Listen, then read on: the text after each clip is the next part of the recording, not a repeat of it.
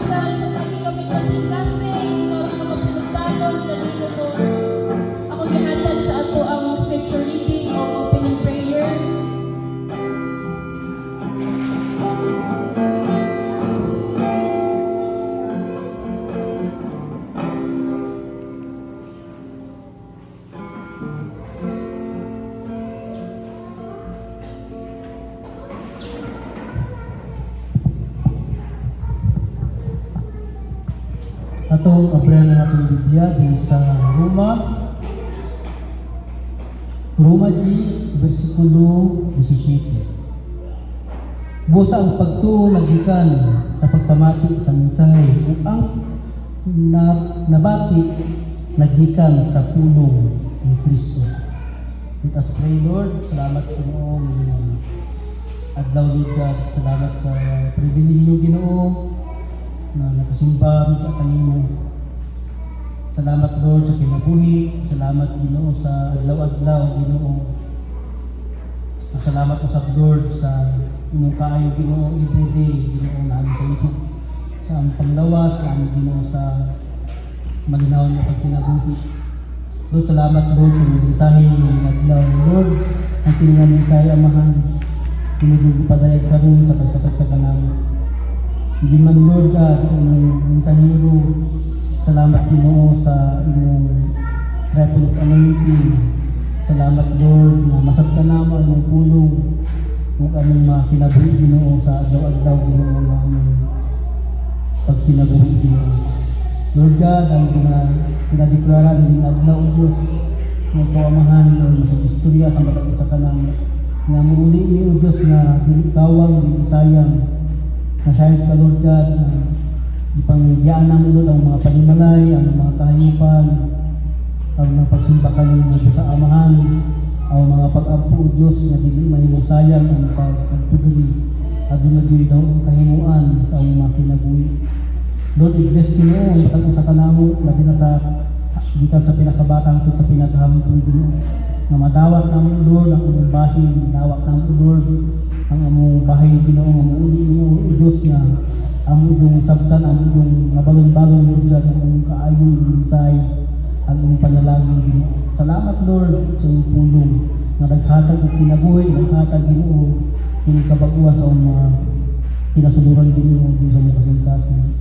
Dining tanan o Diyos among pinapasalamatan, pinatulya kami sa pangalan ni Kristo Jesus, ang Diyos ang magdiwas. Amen.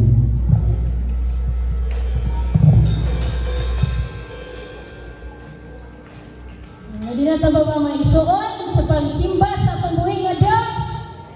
No, dagat kay Diyos sa kalibutan.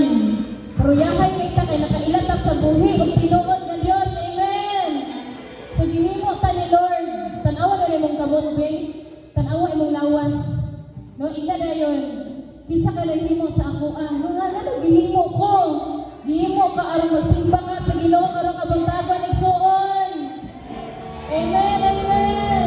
So let us praise the name of the Lord this morning.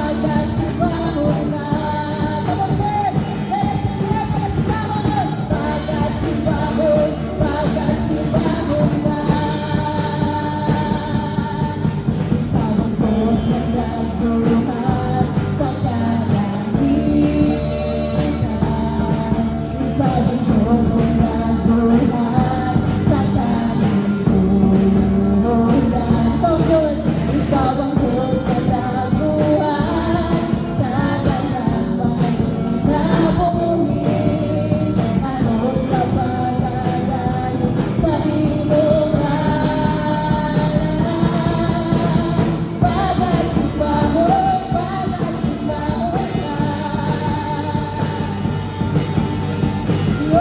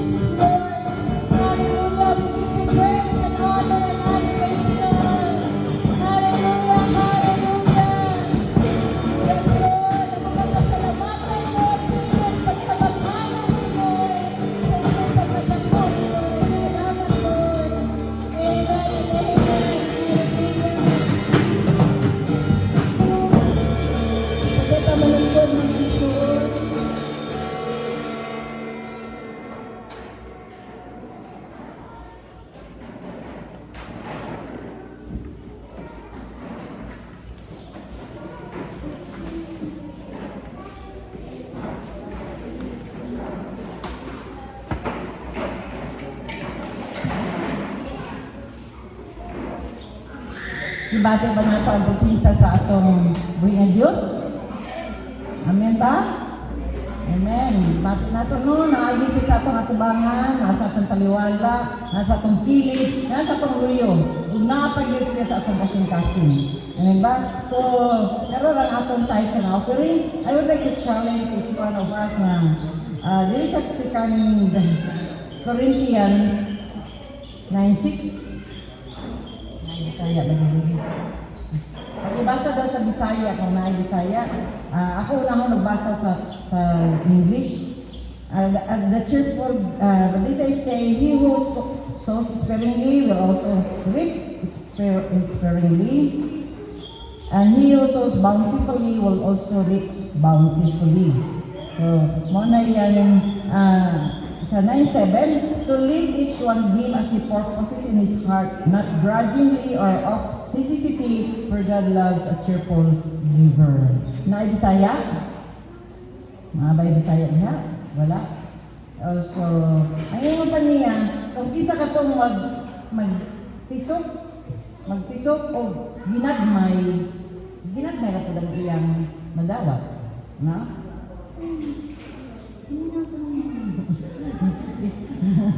Nawali ko sorry. Magtisok ka nito ginagmay, gamay ra pag atong aningon, no?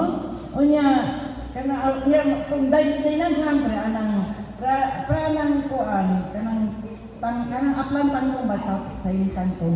Ma-amaze ko sa iya kay